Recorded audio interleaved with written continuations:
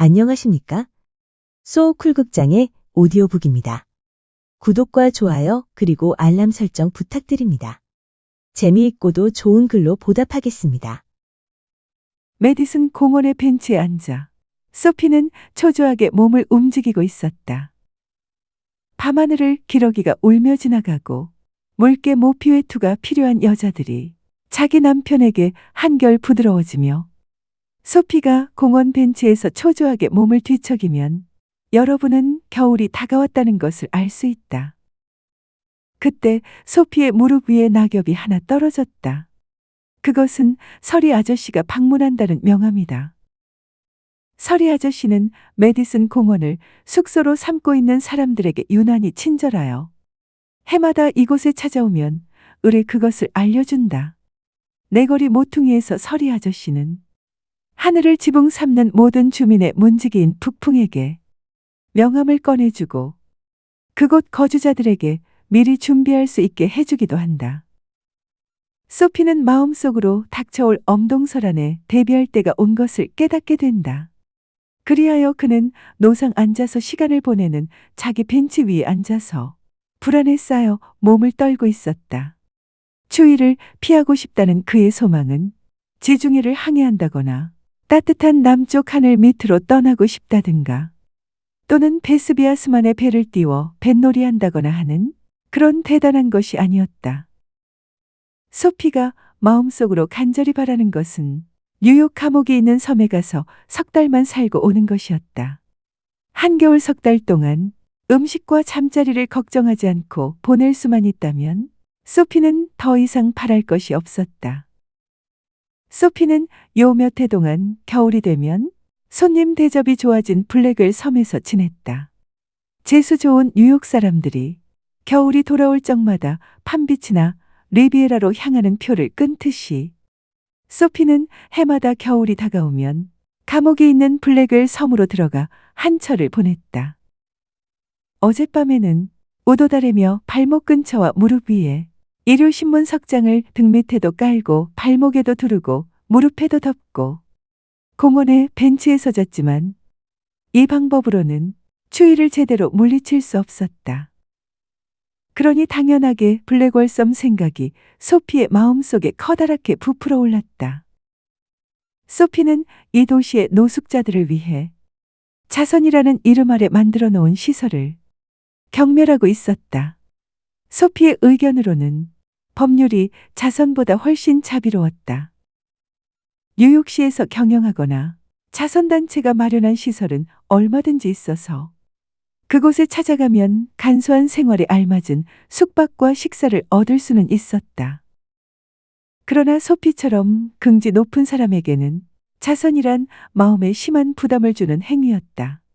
비록 돈을 내지는 않는다 하더라도 비굴하게 굽실거림으로 그 값을 지급하지 않으면 안 되었다. 시저에게 브루투스가 있듯이 자신의 침상에 오르려면 반드시 굴욕이라는 세금을 내지 않으면 안 되었는데 그런 모욕을 당하느니 차라리 법률의 신세를 지는 편이 낫다는 것이 소피의 생각이었다. 법률은 비록 일정한 규칙대로 운행되지만 신사 개인의 사사로운 일에 부당하게 간섭하러 들지는 않기 때문이다. 소피는 일단 섬에 가기로 마음을 정하자 곧 소원을 성취하는 방법을 마련했다. 이 방법에는 여러 가지가 있었다. 제일 통쾌한 방법은 고급 레스토랑에서 값진 식사를 마치고 나서 한 푼도 없다고 딱 잡아떼고 나면 두말 없이 경찰에 넘겨지고 나머지는 친절한 치안판사가 처리해주는 순서였다. 소피는 공원 벤치에서 일어나 어슬렁어슬렁 걸어 나와서 평평한 아스팔트 길을 가로질렀다. 거기는 브로드웨이와 5번가가 합류하는 곳이었다. 그는 브로드웨이 쪽으로 발길을 돌렸다. 어느 번드르르한 카페 앞에 발을 멈추었는데 거기는 값진 비단 옷을 몸에 걸친 사람들이 밤마다 최고급 포도주를 마시며 득실거리는 곳이었다. 소피는 조끼 제일 아래 단추에서부터 위쪽 차림에는 자신이 있었다. 면도도 했고 윗도리도 별로 흉하지 않았다. 산뜻한 나비 넥타이는 추수감사절에 어떤 전도사 부인한테서 선물로 받은 것이다. 아무런 의심도 받지 않고 이 레스토랑의 식탁에 가서 무난히 앉기만 하면 성공은 틀림없었다. 식탁에서 위로 보이는 그의 차림새는 급사의 마음에 조금도 수상하게 보이지 않을 것이다. 그는 통째로 구운 오리 한 마리, 그리고 샤블린 백포도주 한 병, 흑맥주, 치즈, 블랙커피 한 잔으로 식사를 마칠 생각을 하였다. 거기에다가 여송연 한 개를 더하고 싶었다. 여송연이래야 비싸야 1달러밖에 더 하겠는가. 식사대를 전부 합쳐봐야 그리 대단한 액수도 아니고 레스토랑 주인에게 봉변을 당할 정도의 액수는 더더욱 아니다. 이 정도의 식사면 배를 두드리면서 기분 좋게 겨울의 피난처로 길을 떠날 수 있을 것이다. 그런데 소피가 그 레스토랑에 들어섰을 때 급사장의 날카로운 눈이 소피의 낡아빠진 바지와 쭈그러진 구두 위에 멎었다. 오라만 두 팔이 기다리고 있기나 한 듯이 그의 덜미를 잡아 핑그르르 회전시켜 한 길로 끌어내어 하마터면 무전 취식자의 입에 들어갈 뻔한 오리의 불명예스러운 운명을 사전에 막아버렸다. 소피는 브로드웨이에서 다른 길로 빠졌다. 그리운 그 섬에 이르는 길에 식도락을 즐기고는 갈 수 없을 것 같았다. 그래서 불갑을 감옥으로 가는 다른 길을 찾아야 했다. 6번가의 길모퉁이에는 전등불빛 아래 교묘하게 상품을 진열해 쇼윈도를 한결 눈에 띄게 해놓은 상점이 있었다. 소피는 돌멩이를 하나 집어들고는 그 유리창을 향해 냅다 던졌다. 우장창하고 유리가 깨지는 소리가 났고 조금 있으니 경관을 앞세우고 군중들이 길모퉁이에서 달려왔다. 소피는 두 손을 호주머니에 꽂은 채 가만히 서서 경관의 겉저고리 노쇠 단추를 바라보며 벙글벙글 웃었다. 이런 짓을 한 망할 놈이 어디 갔어?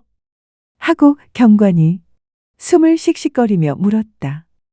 혹시 저와 관련이 있다고 생각하지는 않나요? 소피는 행운을 향해 인사하듯 다정하게 말하였다.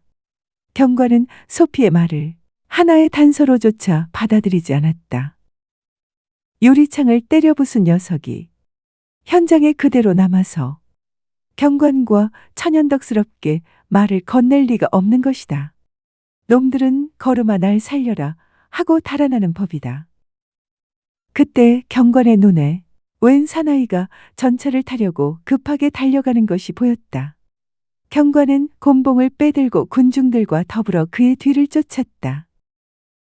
섬으로 가는 방법을 2번이나 실패한 소피는 시무룩한 기분으로 휘청거리며 길을 걷기 시작했다. 길 건너편에 그다지 호화롭지 않은 레스토랑이 하나 있었다. 식욕은 왕성하지만 호주머니가 쓸쓸한 사람들에게 음식을 파는 곳이었다. 그렇다. 저기로구나. 3, 4번이니 이번에는 성공하겠지. 소피는 아무런 눈총도 받지 않고 그 꺼림칙한 구두와 감출 재간이 없는 바지를 이끌고 식당 안으로 들어갔다. 그는 식탁 하나를 차지하여 비프 스테이크와 커다란 빵, 케이크 그리고 도넛, 파이를 먹어 치웠다. 이윽고 그는 웨이터를 불러서는 돈이 없다고 말했다. 어서 빨리 가서 경관 아저씨를 불러와요. 신사를 오래 기다리게 하면 되나요? 하고 소피는 말하였다. 내까진 놈에게 순경이 무슨 필요가 있어? 하고 웨이터는 칵테일 속에 들어있는 버즈 같은 눈과 버터케이크 같은 억눌린 목소리로 쏘아붙였다. 에이, 재수옴 붙었네. 하고 웨이터 2사람이 달려들어서는 소피를 들어 싸늘한 한길 위에 냅다 던져버렸다. 한참 후 소피는 간신히 길바닥에서 일어나더니 옷에 먼지를 툭툭 털었다. 이러고 보니 경관에 붙잡힌다는 것은 한낱 장밋빛 꿈에 지나지 않는 듯한 생각이 들었다. 고개를 들어서 섬을 보니 겨울 피난처는 아직 먼저 편에 손이 닿지 않는 곳에 있는 듯했다. 2집 건너 약국 앞에 서 있던 경관은 껄껄 웃으면서 길 저쪽으로 걸어가 버렸다. 거리를 5블록쯤 걸어 내려갔을 때 소피는 다시 한번 체포되고 싶은 용기가 되살아났다. 그런 것쯤 식은 죽 먹기라고 여겨지는 장면이 운 좋게 눈앞에 나타났기 때문이다. 얌전하고 말쑥한 옷차림을 한 어떤 젊은 여자가 쇼윈도 앞에서 면도용 컵이며 잉크 스탠드를 정신없이 들여다보고 있고, 그 진열장에서 2야드쯤 떨어진 곳에는 허우대가 큰 경관이 엄숙한 태도로 소화전에 기대 서 있었다. 소피는 전도사 부인에게 선물로 받은 넥타이를 똑바로 고쳐매고 와이셔츠 소매를 걷어올렸다. 소피는 그 젊은 처녀에게 바짝 다가서서는 대담하게 말하였다. 너 버텔리어 아냐? 우리 집에 같이 놀러 가지 그래. 경관은 아직 노려보고 있었다. 봉변을 당한 여인이 손가락 하나만 순경에게 까딱하여도 소피는 섬의 안식처로 발길을 옮기게 되는 것이다. 그는 벌써 섬에 있는 감옥의 아늑한 따사로움을 느끼는 듯한 기분이 들었다. 그러자 젊은 여인이 획 돌아서서 한쪽 손을 내밀며 소피의 옷소매를 잡았다. 그래가요. 마이크, 하고 여자는 기쁜 듯이 말했다.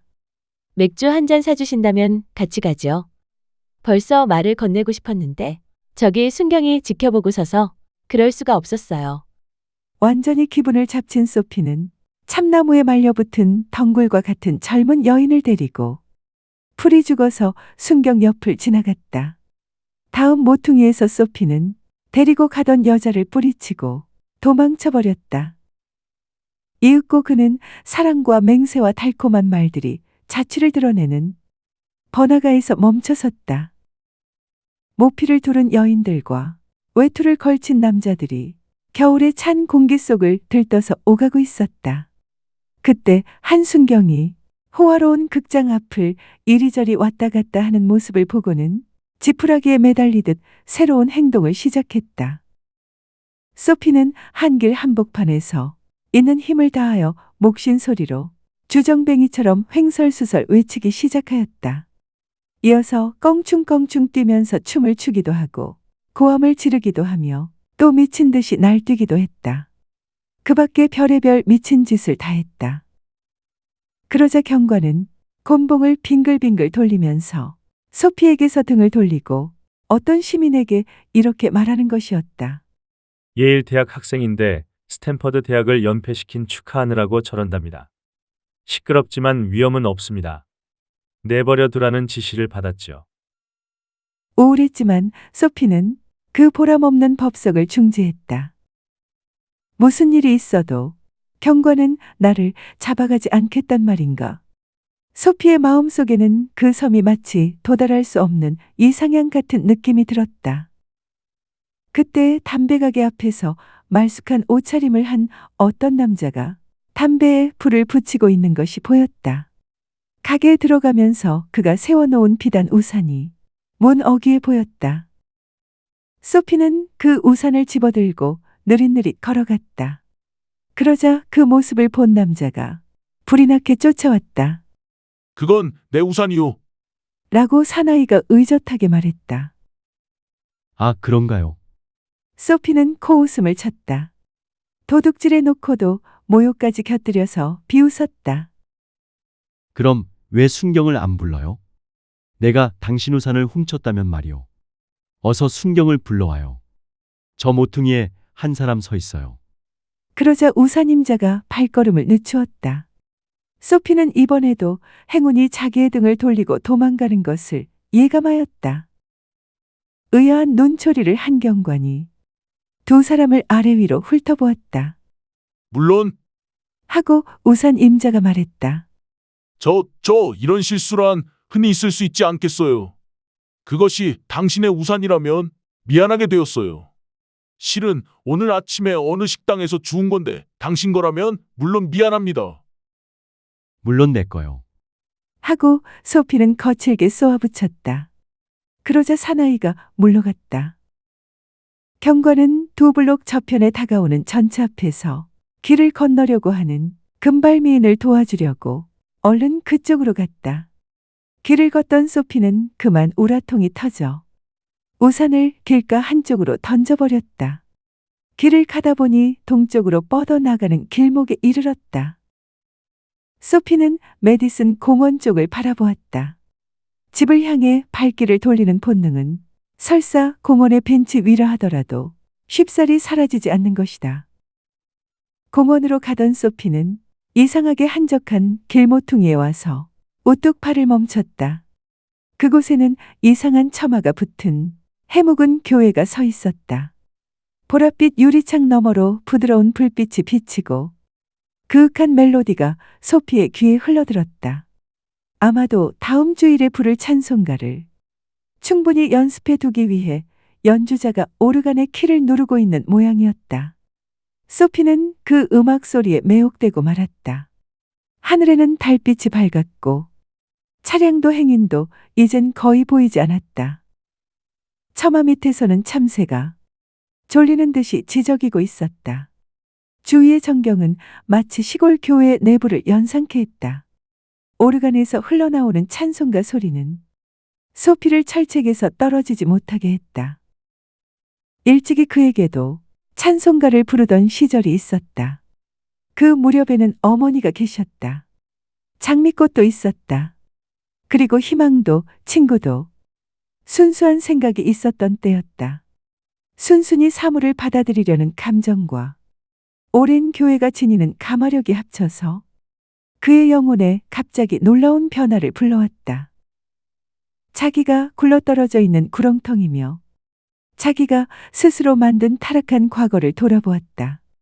보잘것없는 욕망, 사라진 희망, 망가진 재능, 천한 동기 같은 것을 섬뜩한 마음으로 재빨리 돌이켜보았다. 그는 절망적인 운명과 싸우려는 억센 충동을 느꼈다. 나를 이 구렁텅이에서 건져내어. 다시금 본래의 나 자신으로 돌아가자. 지금도 늦지 않으니 나한테 달라붙어 있는 악을 이기자. 나는 아직도 젊은 편이다.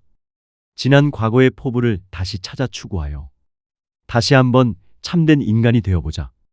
소피의 귀에 들리는 엄숙하고 아름다운 오르간 소리가 그의 마음속에 혁명을 일으켜 놓았다. 내일은 분주한 상가로 가서 일자리를 찾자. 언젠가 어느 모피 수입상이 나에게 운전기사가 되어 달라고 말한 적도 있었지. 내일 그 사람을 찾아가서 그 일자리를 달라고 부탁해보자. 나도 어엿한 인간이 될 수 있을 테지. 나는 순간 소피는 자기 팔에 닿는 누군가의 손을 느꼈다. 획 돌아보니 경관의 커다란 얼굴이 보였다.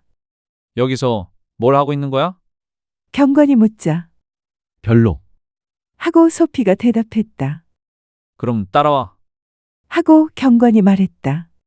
소피는 경관을 따라갔다.